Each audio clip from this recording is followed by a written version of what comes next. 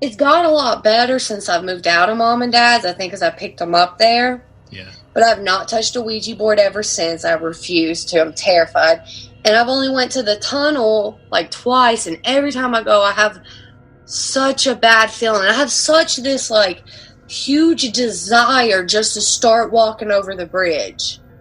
Yeah. I don't know. It's like something is forcing me to want to go that way. Yeah.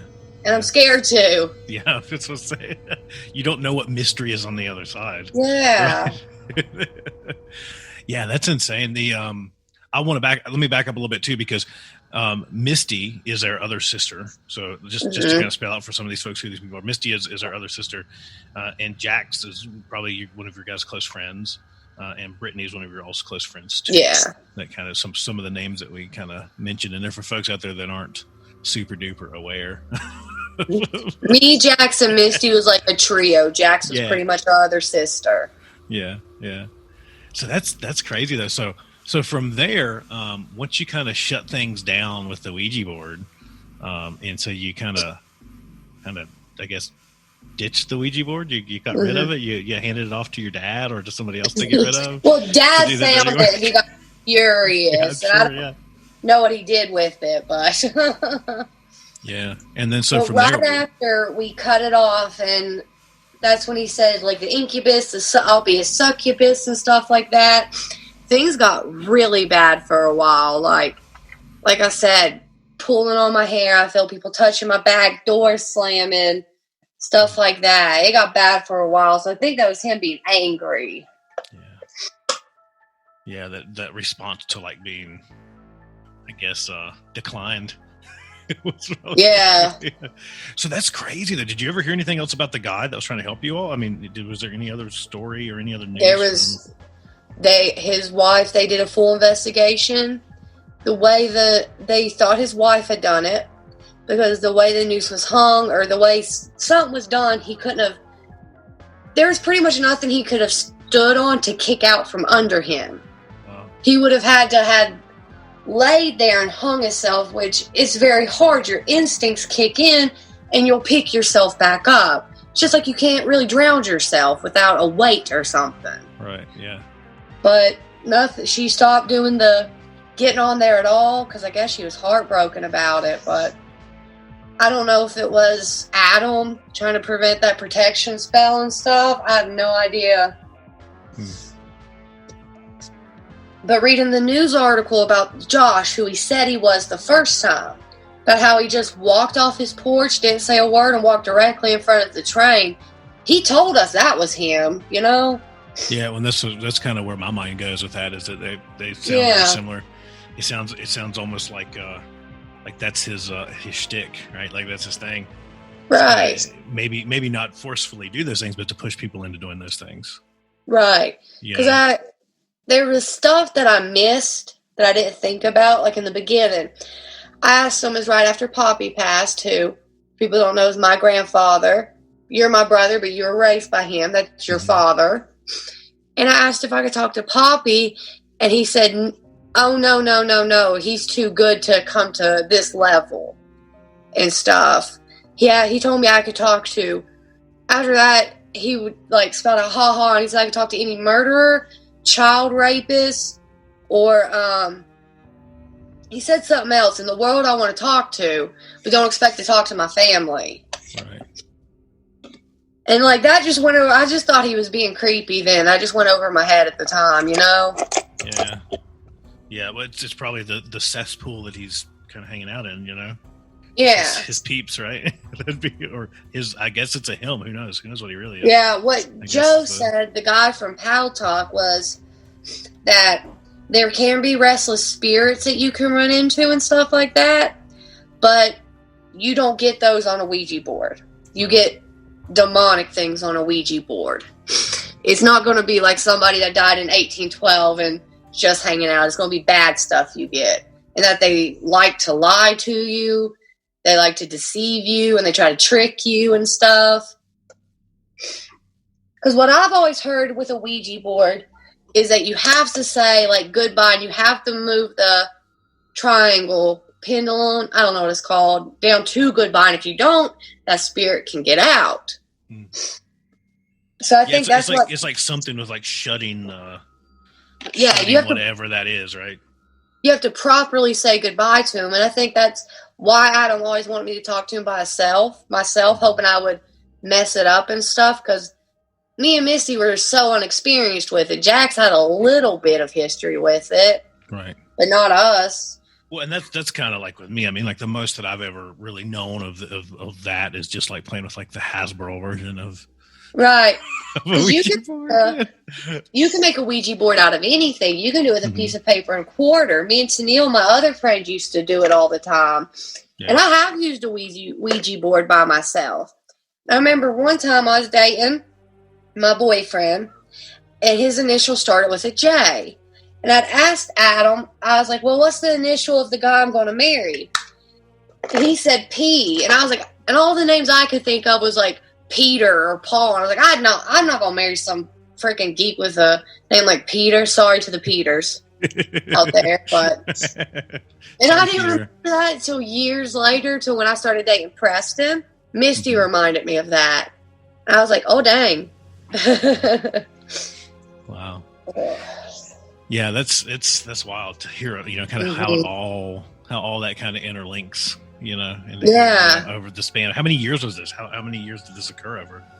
About 4 years. Yeah. See, that's Like I would get home from school and me and Misty or me by myself.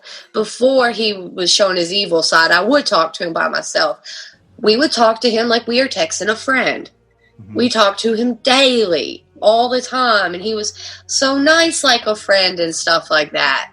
Till he was starting to get agitated because we weren't doing things he was wanting us to do. Like this one time he told us it was a specific address that was a real address in Red Root Ridge. He said this lady is a old granny witch. He wanted us to break in her house and steal a black candle she had. And I was like, I'm not breaking and entering. And he wanted us to have that candle, wanted that certain candle. I said, I'll buy you one. I'll make you one. Yeah. But no, he wanted us to break in. And we drove by that house, and it looked like the house of like a granny witch. He made us, you remember how they said the witch's grave was on like Whitaker Ridge or whatever, and if you knock, she'll thump back? Mm-hmm. He told us that used to be one of his lovers many of years ago, and to go visit her for him. And we had went up there, and when I knocked on the gravestone, I put my head to the ground, I heard a knock back. Wow. And I literally like peed myself a little bit. I was 16. We ran as fast as we could. Got in the cars. The lights wouldn't turn on or anything for a little bit. It was terrifying.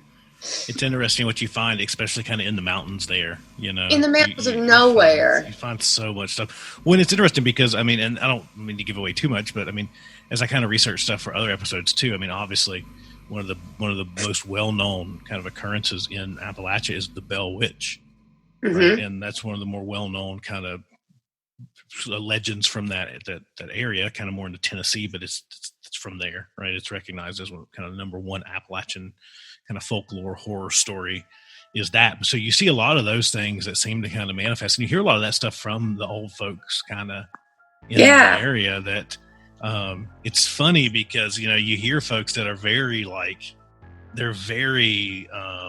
religious and they're very Christian, and they're like, oh, fuck no, I believe in ghosts. Of course I do. I stay away from that shit.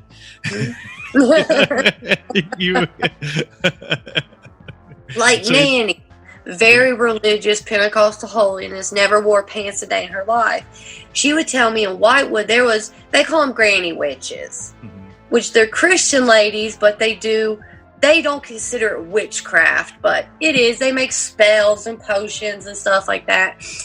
She told me that there's more granny witches in these mountains than anybody would ever know and stuff. Yeah. And I remember we went we had golf carts, and me and a bunch of friends went up to Whitaker Ridge and got very lost, like 3 hours lost. I found a Civil War graveyard.